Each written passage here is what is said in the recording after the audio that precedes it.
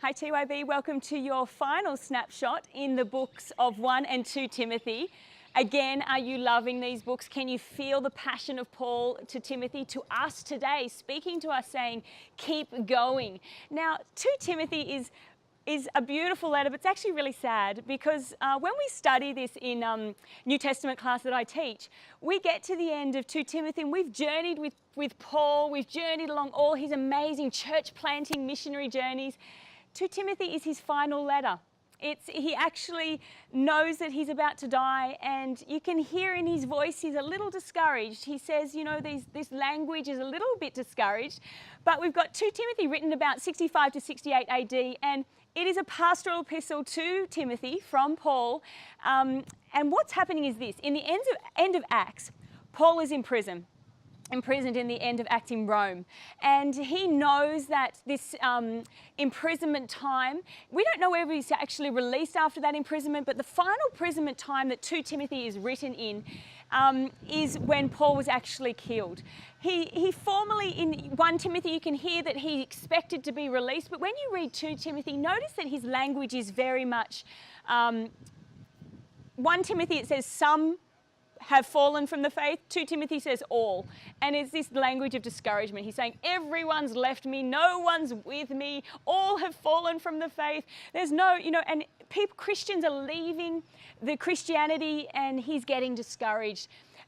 When you read this, read the heart of Paul, and really, guys, what an honor it is to have a letter, the last letter of Paul. So don't just flip through this. Sit. If you were dying and you were in prison and you knew that you were about to be executed and you wrote a letter, that is gold. That is everything that you have wanted to say in your whole life. This is Paul passing the baton on to us and saying, I've done it. I've poured my life out. Your turn.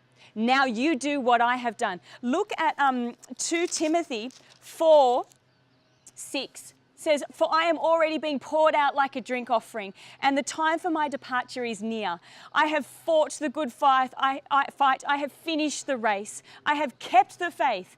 Now there is in store for me the crown of righteousness, which the Lord, the righteous judge, will award to me on that day, and not only to me, but also to all who have longed for his appearing. This is the final time of Paul saying, I've done it. I've run my race. I've finished. I'm going home. Your turn. Now you take on this baton. So you're going to hear this beautiful sound of the charge again 12 times. The faith, he talks about faith 12 times. He talks about keeping sound doctrine and understanding the word of God over and over again, and he talks about godliness.